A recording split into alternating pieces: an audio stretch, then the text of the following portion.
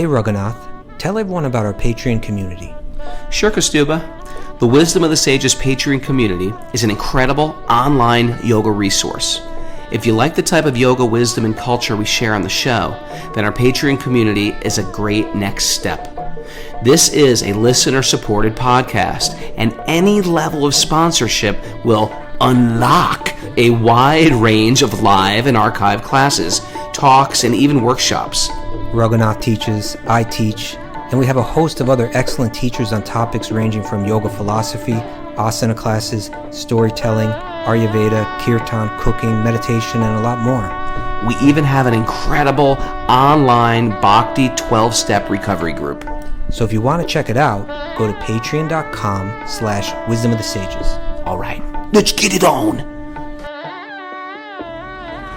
Om Namo Bhagavate Vasudevaya. Om Namo Bhagavate Vasudevaya. Om Namo Bhagavate Vasudevaya.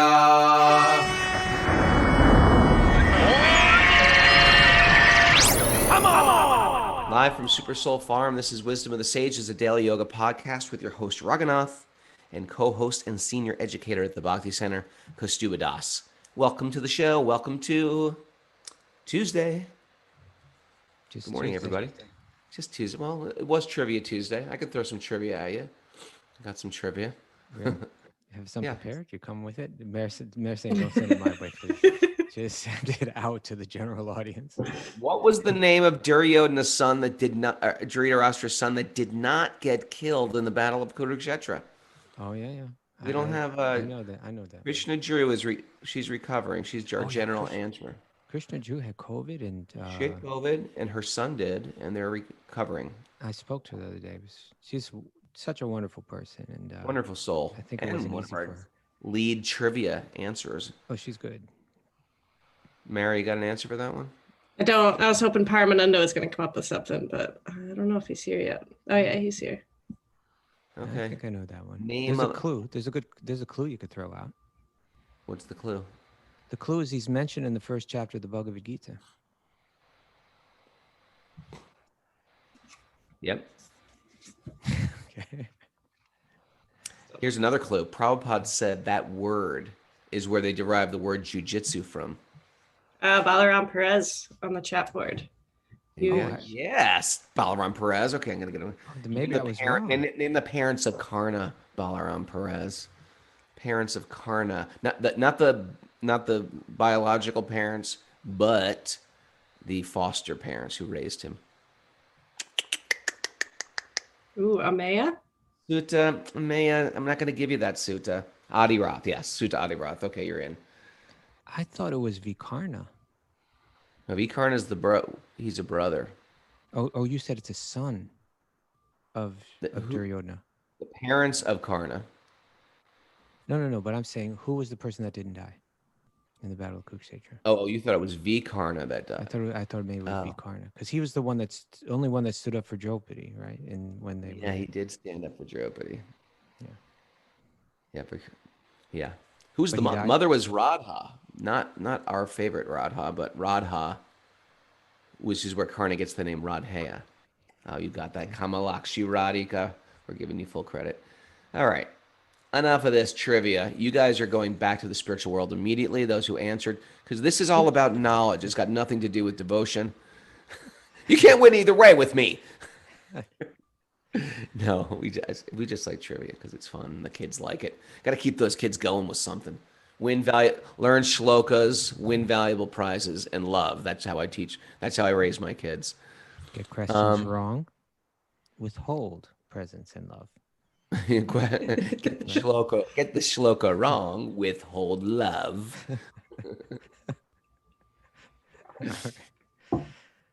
All righty. Anything we want to say about today, about Tuesday? My internet might shut down. It's so crazy windy out there. And you got a snowstorm coming your way too. I know we got a nor'easter. They're Anything always could talking happen. about nor'easters. Ever notice that? It's like nor'easter. If you live around here, that's all they talk about. My wife's like, what the hell is a nor'easter? It's a nor'easter. We were raised up with nor'easter. warnings. Mm. I think it's a local Type of storm. phenomenon. Yeah. If you're from like Switzerland, you're like a nor'easter. What the hell? I think it's an So- East so- Coast storm. Anyway, you may get hit hard, and hopefully that won't affect the show, like Thursday morning, I suppose. I don't know, but you know what? I got my plow on my tractor and I'm ready. Bring it on, Mother Okay, but Nature. I don't know if that'll help Maya, the I internet. challenge you. Careful. Don't challenge Mother Nature. Just in time for an astrological, quagmire we're about to enter into. What could go wrong? Nor'easter. And something else is going wrong too. Like for some reason our shows haven't gone up. Like they're Yeah, available on everyone's YouTube. telling me. Everyone's telling me. It's part of the. I blame it on the planets, truthfully. Okay. But are you telling them to go to YouTube? I just tell people to go to YouTube, yeah. Okay. And Hopefully make we'll sure get you that corrected. comment on YouTube, people. Subscribe and comment. It helps us there in the YouTube. It's like a cesspool of stuff in there. Pick out the Bhagavatam from that cesspool, save it with all the crazy spiritual stuff out there and some good stuff. But subscribe to it, like it, talk about it, comment on it, say nice things, etc. Oh, yeah. Maybe they cracked down after our guests speaking about UFOs. Maybe we got deplatformed. Well, I think it's YouTube where they do that cracking down, right? And that's Yeah, where that's we right. are. So That's right. That's the only one that's going. they like that. Okay. All right. So let's dive into. We're in the Chatur Shloki, the four nut key. What is it? Nutshell. Nutshell. Four key shlokas, the four Not even- nutshell shlokas. That basically represent the entire Bhagavatam. You're going to hear the whole Bhagavatam in these four nutshell shlokas, except for Krishna's Leela, which I still don't quite understand why these are the four essential ones. Obviously, you can't go into all the details. It's only 4 verses, but there's an indication of the nature of how to understand that Leela. Yeah. Okay. And that will come tomorrow in the 3rd verse, which deals with priority. Tomorrow. All right. Narayanam askritya naram chaiva narottamam devam saraswatim vyasam tato jayam mudiraye. Before reciting the Srimad Bhagavatam, which is our very means of conquest, one should offer respectful obeisances to the Supreme Lord Narayan, unto Narayan Rishi, the supermost human being, unto Mother Saraswati, the goddess of learning, and to Srila Vyasadeva, the author. Nasta prayeshva badreshu nityam bhagavat sevaya bhagavati uttama shloke bhaktir bhavati naishtiki. By regular attendance in classes on the Bhagavatam and by rendering service to the pure devotee, all that is troublesome to the heart is almost completely destroyed, and loving service to the personality of Godhead, who is praised with transcendental songs, is established as an irrevocable fact. Om Jnana Tamarandasya Jnananjana Shalakaya Chakshurunmilitam Yena Tasmai Shri Gurave Namaha.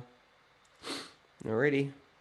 All right. We are- It's kind of a off subject, but today I read something interesting, Raghu. Yeah? Yeah, it was about Sanskrit pronunciation. Oh, yeah? Yeah, I'm wondering if I should pull it up. Tell me. This is in regard to Sri Chaitanya's. He had a discussion with Ishvara Puri, right, who was his initiating guru, right? Yep. And they met together in Gaya.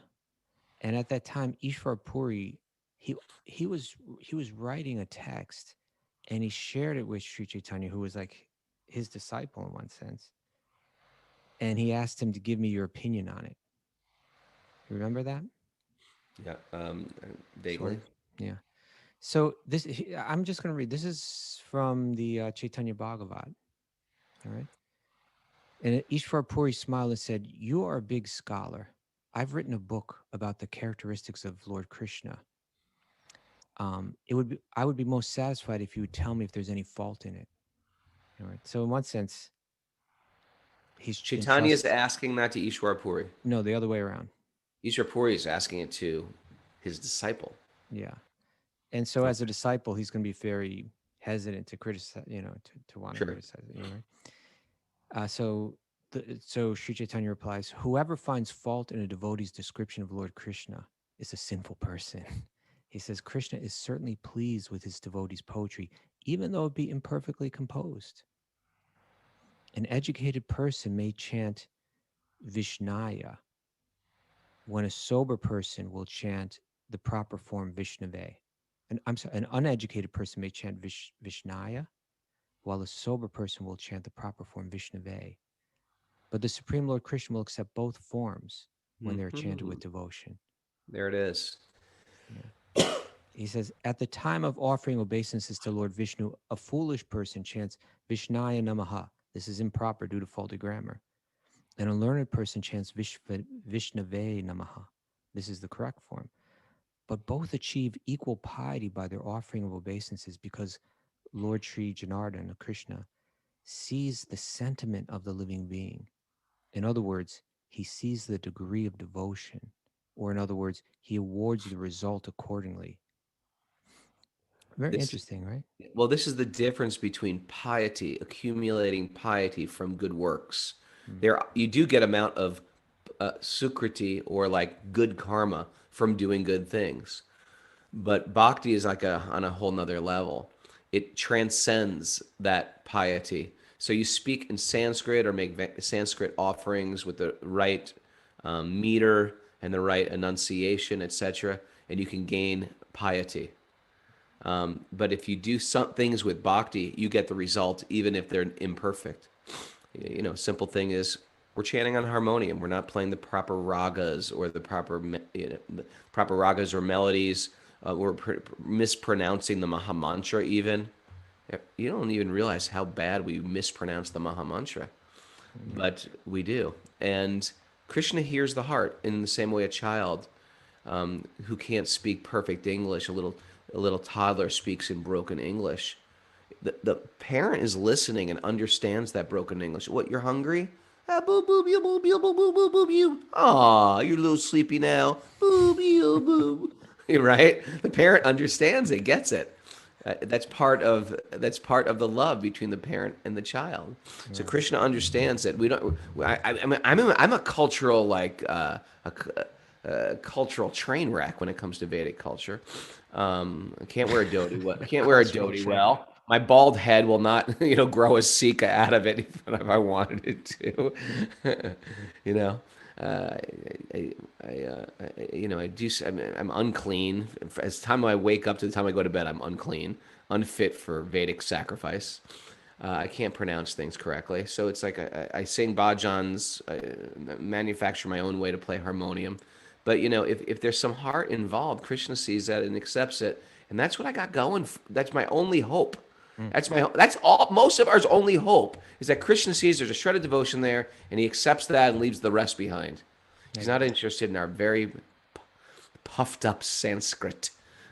He appreciates it if you want to learn it with love, but it's not for the sake of that. You get some sukriti, you get some good benefits from doing good things. Back to Karna. Karna had a lot of sukriti because he was known as very charitable. He was a very good person. He had tons of sukriti. But it wasn't all offered to Krishna. It definitely wasn't. Matter of fact, in Krishna, at the time of his death, Krishna, disguised as a Brahmin, went to him and says, I want to beg something from you. And he's like, I can't talk right now. I'm in the middle of a battle. And he goes, come on, you're Karna. You're famous for giving charity wherever, whenever. He says, listen, I'll give you whatever you want. You want whatever you want, I'll give you whatever you want. He said, but I can't give it right now. I'm battling my arch enemy, Arjuna. He says, oh, I thought you were Karna, the giver of anything, anywhere, anytime. Whenever, wherever. That's the motto. Wherever, whenever.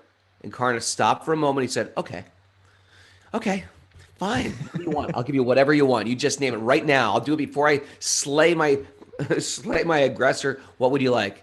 And Krishna very cleverly said, I would like the results of all your pious activities. And it was a lot of that good karma or that sukriti that Karna had that was keeping him afloat all that time. And then finally, the wheel got stuck in the mud. He couldn't remember the mantras. Oh, so and everything so fell all this south. sukriti went south because he did give it up. He gave up all those. He gave up all the Sukriti to Krishna. Oh, okay. Well, that's good. Krishna's a clever little boy and a clever adult too. Mhm. Got lots of But, tricks up his sleeve. but today we're going to be reading about how when whatever we have, we may be able to pronounce Sanskrit very nicely. We may not be able to. But even if we are able to, if it's not connected, right? If it's not reconnected, if it's not offered to that divine source, then it really has no value. And as you're saying, it can become the source of pride. It can actually become destructive for our spiritual progress rather than constructive. Sure. Whereas even if you can't pronounce it properly, but if in your heart it's all being done to reconnect, all being done with devotion, then even that mispronunciation is completely overlooked. It doesn't matter at all. That's why I feel like it's never safe to critique anyone. I like to just like not critique anyone. It's Nobody. safe for my bhakti Okay. because we all have this bhakti little plant growing. This little like when you ever grow plants in like little cups, like Dixie cups, or in old days of egg containers, you put little plants in there and you get a little sprout, little sprout. Let's You got to go. take care of that little sprout Mhm. really It's delicately because tender. it's tender. It can get wrecked by anybody. Somebody's cat can just walk on that, right? Ariana Walk on. Lindbergh's cat could Ariana's just. birthday cat can just stomp all over those little creepers. Right. And our spiritual creeper is the same way. And even though we might have been around, and I've been around for 30 plus years doing this game, it's still a little creeper, maybe a little bigger, but to the degree that I make offenses, it's like a big cat paw coming in and stepping it down or Ripping it off. digging it up, trying to.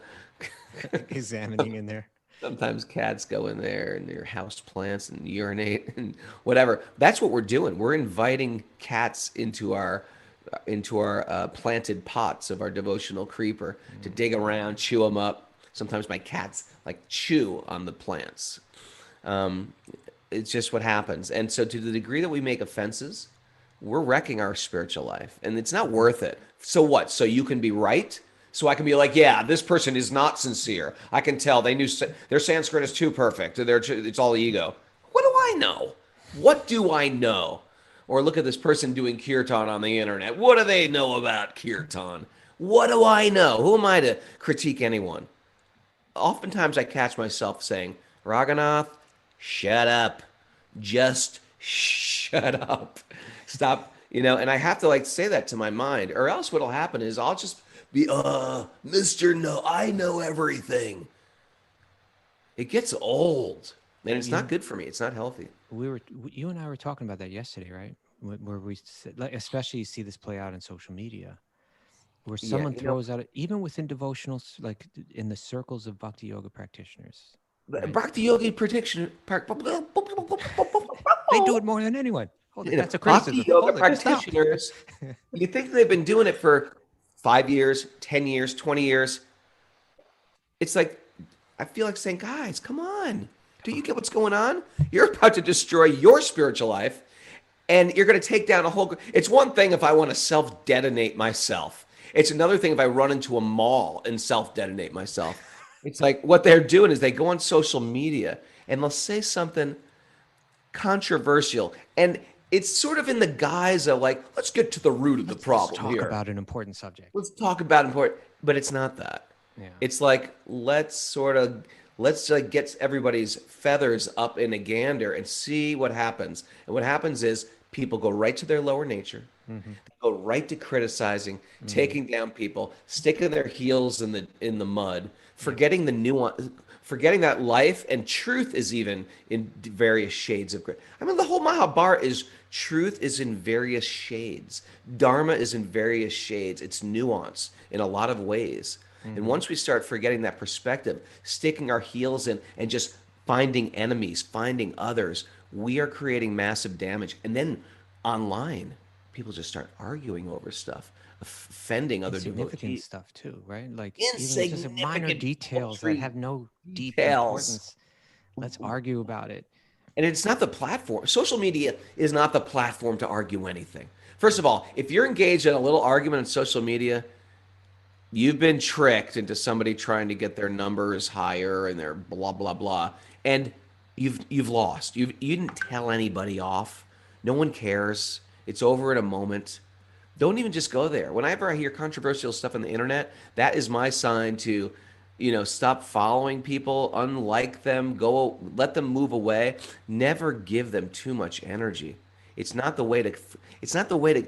As sincere followers of Bhakti, our way of getting down to the essence of truth is you approach people who you feel have integrity, your gurus, your friends, and you ask them, what do you think about this? In a humble way, what do you think about this sensitive detail? Because there are sensitive details you may want to ask about, and they may not be having to do with the biggest picture, but it might be a sensitive detail. It's sort of in your face. What do you think about this? That's a platform to speak. That's a platform to get to the bottom of things. Where some fruitful discussion may arise, something helpful.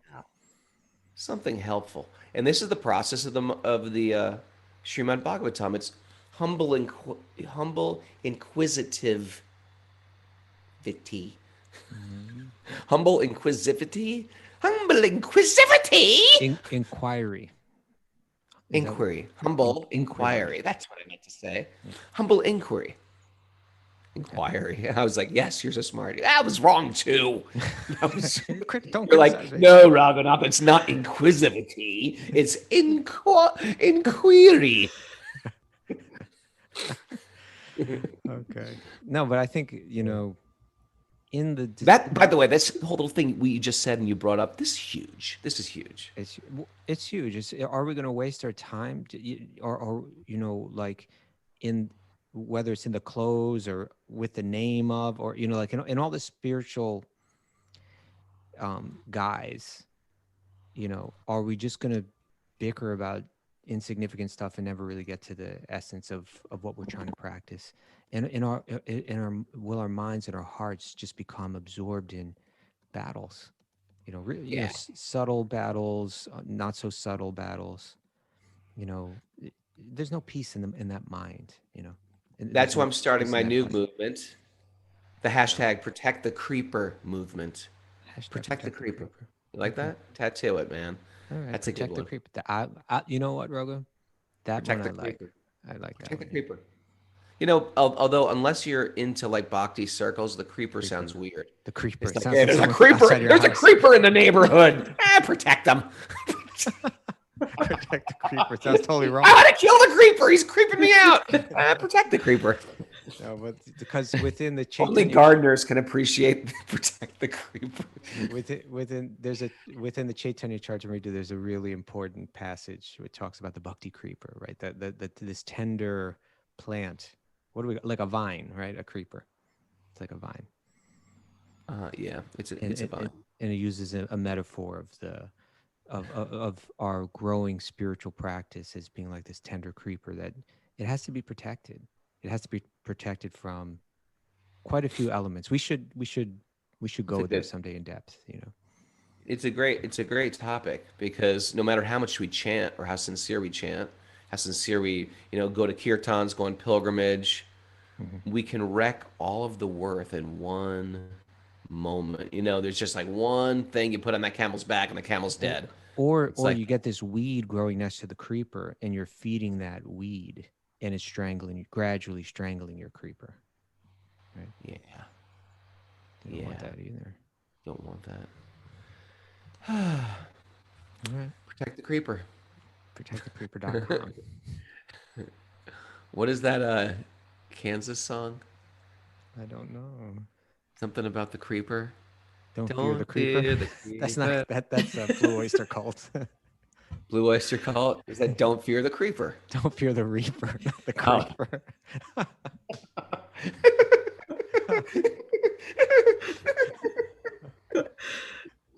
Don't fear the creeper. Oh, Krishna. Okay. What are we on? We are on Canto 2. You can tell a person's really into all this stuff when they go, "Oh, Krishna." You know what I mean? That's like a real. They're fully in it when they're going publicly in front of their friends and relatives. They're going, "Oh, Krishna." So we're on Srimad Bhagavatam, Canto 2, Chapter 9, text number 34, which is the second verse of the Chatushloki of the Bhagavatam. Okay, All now right. the first verse, it dealt with, it discussed how the Lord is the supreme reality beyond time. Before creation, he's there. In the present, he's there. After There. the destruction of the universe, he's still there. It was him all along. He's transcendent to time. Okay. Now we're going to hear about his energies and how to understand. This is this is the second of the Sambandha verses, the verses that deal with understanding the nature of the relationship, the nature of the relationship of the soul with God, the nature of the relationship of the material energy with God, the relationship of the soul and material energy. Understanding these three and how they relate, we call that Sambandha Jnana, the knowledge of the connection or the relationship. Ready? Yeah. This is so romantic almost. What the Like, word relationship? well, it's our relationship, and what is our relationship? And I'm there. I'm there for you. I'm there. But what are we? What are we? We're about to tell you. About to tell you. O Brahma, whatever appears to be of any value, if it is without relationship to me, has no reality. That's a big statement. Know it as my illusory energy, the reflection that my reflection which appears to be in darkness. I'm going to read it again. O Brahma, whatever appears to be of any value, if it is without relationship to me, has no reality. We care about going to India. If it has no relationship to our self edification, our self purification connected with Bhagawan, it's just another place on the planet. It's more illusion. Right? It's just more illusion. I'm going to India. I like aloo tikis. I like aloo tikis. That's why I go to India, and I like the great. I like the gateway of India, and I go to Leopold's. That's like the version of the Hard Rock Cafe. Leopold's, yeah. Leopold's. Let's go to Leopold's. Have a drink at Leopold's in That's Mumbai. famed in the book Shantaram, right? Yes, you know about Leopold's. Have you been to Leopold's? I've never been to Leopold. I know where it is. I do too. Um, uh, but you know, all these places people go to India and they finally go to India and they go to the Taj and they go to the Taj in India. But if you're going to these places and it's not there to understand who Bhagavan is, then all these places, if it's not in relationship to me, they actually have no reality. Everything that we're doing in bhakti connects us to something that gives us a step out of the dream. Sometimes you can use a dream to solve a problem in real life. Do you know ever have that experience? You can use it in a dream. You can use that dream to escape the dream. That's what this bhakti is. Sadhus or visionaries or seers have come into our life by fortune, by our great fortune, and they're extending their hand to say, hey, we're in a dream here. Hold on tight. I'm going to walk you right out of this thing. Oh, wait a second. The dream is sort of cool. It's not. Trust me. Trust me with this. It's going to turn to a nightmare real quick. Everything's going to go south very It's always quick. going back and forth. It's always going back. It's going to go up. Yeah, it's going to go up. It's going up for me now. It's going to go down. It's gonna go down. You're going to give up everything you love. You're going to lose your vehicle. You're going to lose your home. You're going to lose your face. You're going to lose your grow hair, old. Yeah. right? You might lose a limb. You never know what's going to happen. And I'm here to grab you by the wrist, hold my wrist. That's how the Boy Scouts do it. I'm going to lift you right out of this. Okay. So yeah, you know, I find this verse one of the most fascinating verses of the Bhagavatam. One of the most valuable because it talks about the nature of illusion, the nature. You see, it's when we think of illusion, generally we think of in terms of perception, like I saw this and I thought it was that. I misperceived it. I was, you know. Here it's talking about illusion in not so much in terms of perception, but in terms of conception, how we conceive something, right? What is my body? How do I understand let's say my physical body? You know, I might perceive it correctly, but do I conceive of it correctly? And if I conceive, and this is the fundamental point here, and this plays into the whole formula about how we find lasting happiness. If I conceive of my body, if I conceive of my home, if I conceive of another person's body, if I conceive of money, if I conceive of the earth, if all of these things, if now some philosophies will say everything that I just mentioned is illusion. It doesn't actually exist because form doesn't exist in the ultimate reality. That's not what Bhagavatam's saying. That's not what Bhagavad Gita is saying. They're saying that they do exist, although they're a different type of energy, the material energy. But here's where the illusion arises. When I conceive of them separately from God, or you could even more fundamentally say, when I think that they're meant for my enjoyment, that's when the illusion sets in, right? The illusory conception that I'm the center of the universe, that this world is meant to operate for the pleasure of my mind and senses, ignoring the reality that the happiness that I'm searching for externally is actually my true nature. It's existing there all along. I begin to understand the world around me and see it disconnected from God, not as God's energy, not as that which is meant to be returned or used in the service of God, which is where I truly find happiness, but that it's meant for me to exploit in some way for my own sense gratification. That's when it becomes illusion. So the illusion lies in the conception. This is meant for my enjoyment. And that's what we're in the process of doing. It's not a process of conversion. It's a process of perception. And the Bhagavatam comes in like it's the Amavasya, or it was the Amavasya, which is the new moon. On the new moon, there's no you can't see the hand in front of your face sometimes. It's so dark out. And to travel at night, very difficult to travel, like in the old days, or even up here, there's no street lights, and it gets very, very dark. And the Bhagavatam comes like this flashlight, like it gives you some light. And to the degree that you let the Bhagavatam in, just light, it changes everything in our life. It changes every facet of our existence. It changes the way we eat and the way we think and the way we speak to people and the way we behave around people. It changes the way we decorate our apartment or our home. It sometimes changes our career. To the degree that we let light in our life, it's like, oh, I get it. Oh, it's like walking through it's like, imagine if you want to buy a house, but there's no light whatsoever, and you're just trying to look around with a tiny pen light. You can't even figure this. Yeah, I think it's good.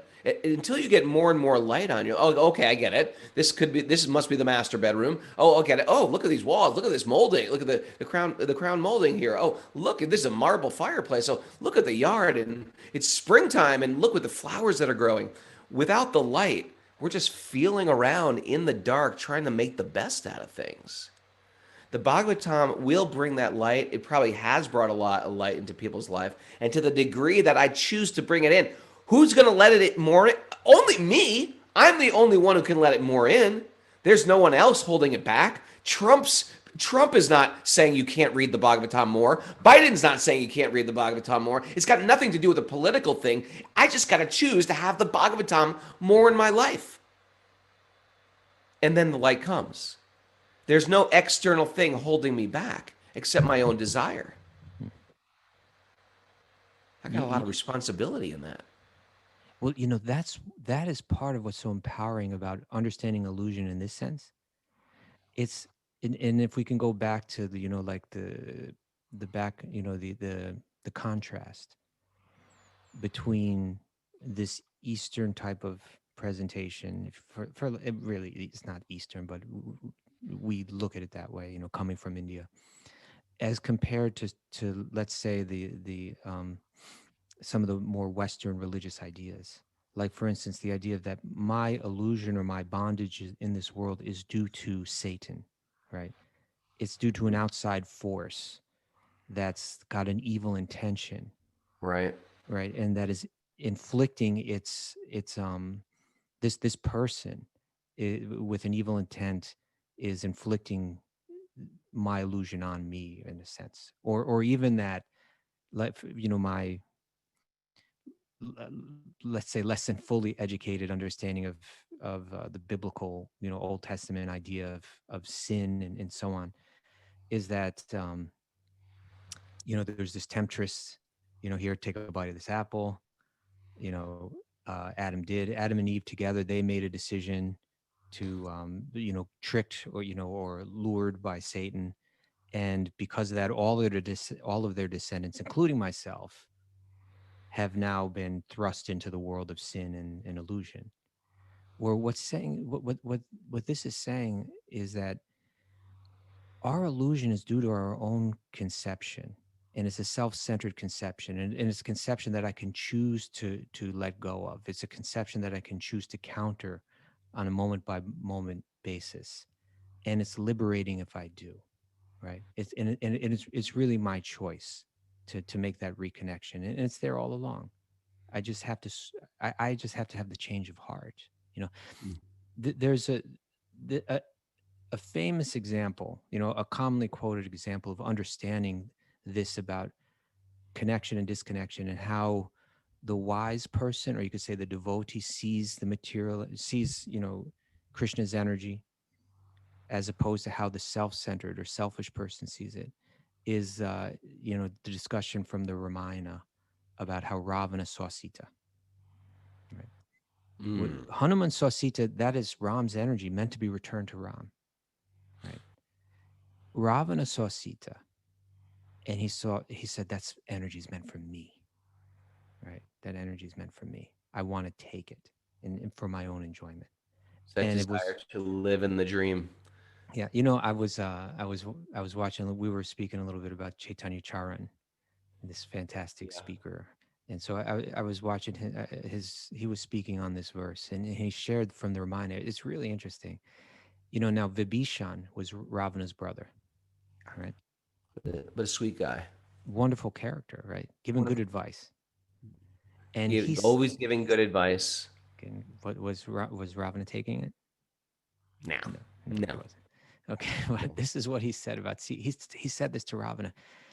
He said, Sita, it may sound shocking when we say this, right? Because Sita we see as the goddess of fortune, this goddess of all, bringing all good. He said, but he was saying for you, Ravana, because of your misconception, he said Sita is like a vicious snake. Her eyebrows are like fangs, and your attraction to her is like a deadly venom. It's going to be the cause of your destruction, right? And so the problem was not in his perception of Sita, but it was in his conception of Sita, right? Because you're conceiving of Krishna's energy as yours, meant for your separate enjoyment, it's going to become the cause of your destruction, right? And so I like that point that you make, is that really, it's within our own power to work on that misconception. It's not something that's imposed on us, but it's a choice that we make. Sometimes, like, we see that renunciates, like a male renunciate may see a female as like illusion, right, and resent her for it. Right. But the problem is actually in his conception of her form, not in her form, but in his conception or misconception of his form as being meant for his enjoyment. Yeah, it's common. I remember as monks too. It's really easy to get because monks were giving up everything. We're giving up any weight. We're not interested in making income, so we sort of like scoff at people. Look at these silly people working hard and making money, and then we see these beautiful homes sometimes, and you think, look at these homes, and they're just two people living in these massive homes, and what a waste. We could have like 100 brahmacharis living here, or look at these people wasting their time with these beautiful gardens, but they're really just doing it for their own ego. And a better way to look at that. So sometimes a renunciate can get that sort of hard-edged heart, but in bhakti, the training is different. The training is, what beautiful homes. It would be great if all these people were practicing bhakti. What a beautiful community of devotees would be living here.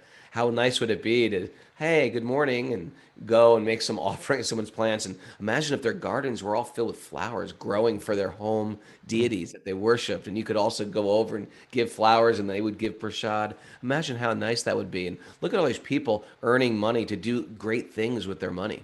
Everything's more. Bhakti's a spin on the positive, really.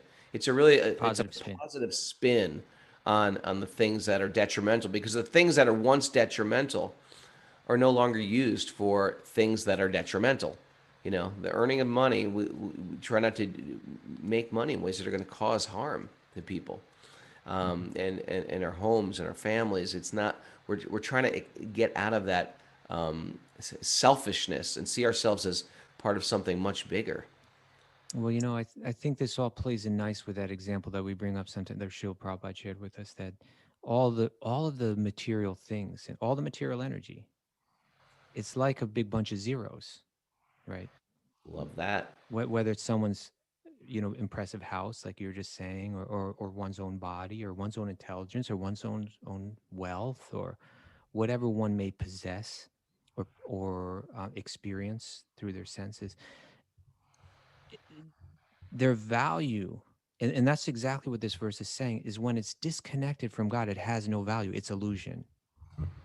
But when it's reconnected, well, then it has great value. And so Prabhupada would say, like, putting Krishna is like putting the one in front of all the zeros. You know, 6 zeros have no value, but you put a one in front of them, it's a million.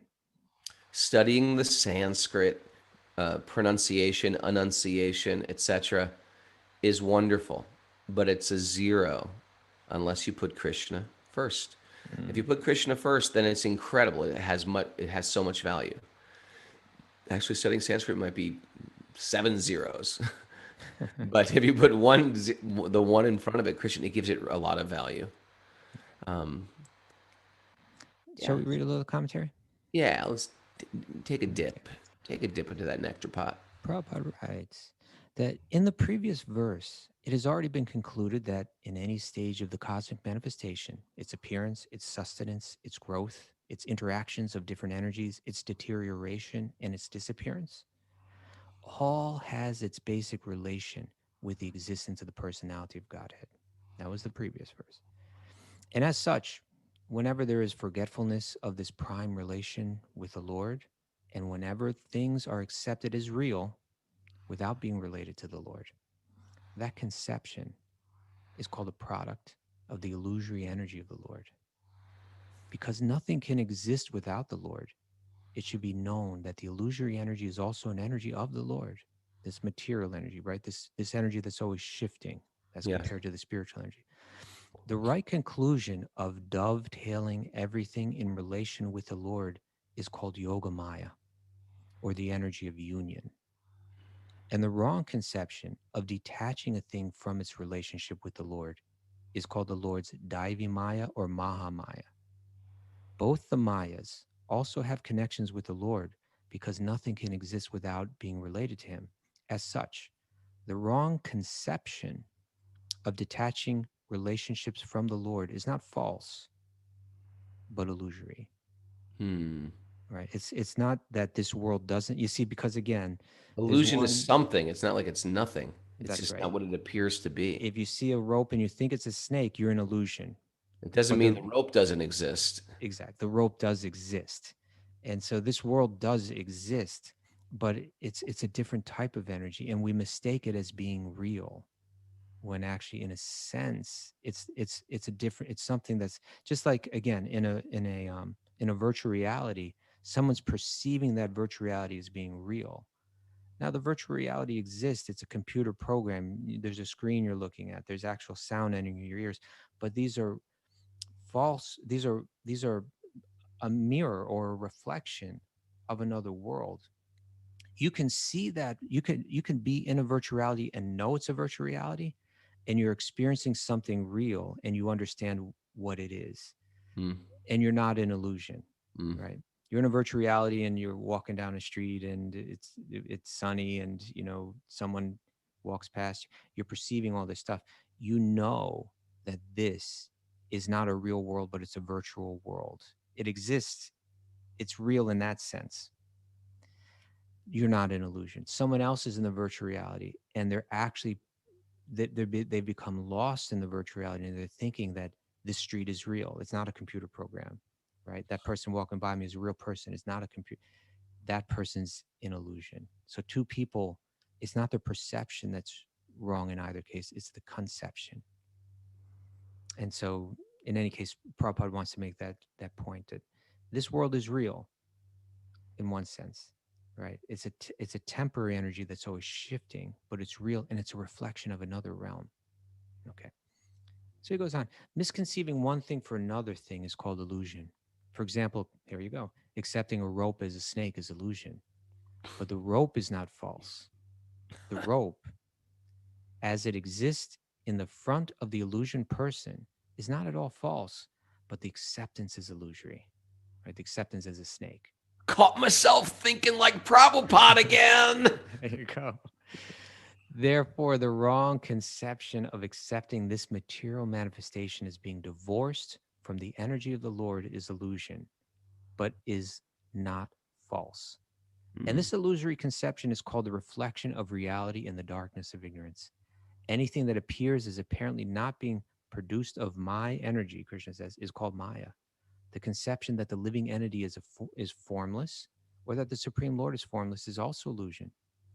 So he wants to make sure that we understand the nature of illusion, right? It's that we're in a, the Bhagavad Gita is going to say that which is temporary is illusion, and that which is permanent is reality. And so in one sense, this world is illusion because it's always shifting. It's here one moment. It's a different standard of reality. What manifests one moment in front of our eyes, in the next moment is gone, and it's entirely gone. Could it, in that sense, it's unreal, right? But it does actually have in one sense, its own reality, and our individuality, that's also real. In the form of Krishna, that's also real, but that's composed of that spiritual energy. He's talking here also using the terms Yoga Maya and Mahamaya. Right? That there's two influential energies. One is the energy where I see that I'm the center of the world, and that this material energy is meant for my enjoyment. And the other is I'm reconnecting. I'm seeing everything in relation to God, even if my perception is wrong, right? Like even if I think that's a snake, and it's really a rope. But if I'm thinking of that snake, and when I'm thinking of that snake, I'm thinking of God. That's the influence of Yoga Maya. And actually, I'm in reality, whereas someone else might, perceive it more correctly, but conceive of it incorrectly. Yeah. To the degree that we have, again, the degree that we have that Bhagavatam or that truth in our life, it not just sheds the darkness, it just changes our whole consciousness. And you can see people who really imbibe that. They themselves bring light with them wherever they go. And these are the type of people we want in our lives. We need those people with those bright lights in our lives. Sometimes there's people who are just good nature and then just imbibe good habits, and they're not necessarily Krishna bhaktas, but those people are oftentimes great candidates for bhakti as well. Like the thing I like about bhakti is because bhakti is for everybody. It's not just for like the bright light people. You know what I mean? Some people are bright lights. Some people are a little dark. Some people are. It's like Winnie the Pooh. Some people are Eeyore. Some people are Pooh. Right? But even Eeyores are allowed to become Krishna conscious.